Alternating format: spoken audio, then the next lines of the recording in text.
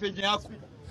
Kama ni poroji inaendelea kwa social media, ni mgonjwa, tunamuombea apone haraka iwezekanavyo, kwa sababu baba ni mtu amefanya kazi mzuri katika nchi yetu ya Kenya na tunampenda, tunataka kuwa hapo.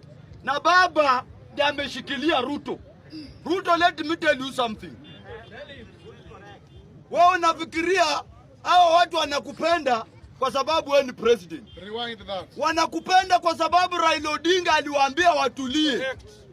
Kama baba leo hii Masanga ifanyike, utatuambia kwa nini baba ameenda wapi? Utatueleza. Kwa sababu baba tangu akuwa nje ya upinzani hajai gonjeka. Hajawahi. Baba tangu akuwa nje ya serikali, namalizia.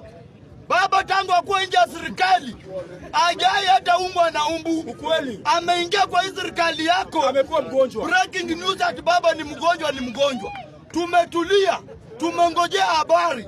Isikuje breaking news, ikuje good news. Na ikikuja breaking news, hata wewe tutaleta kwako breaking news. I rest my case.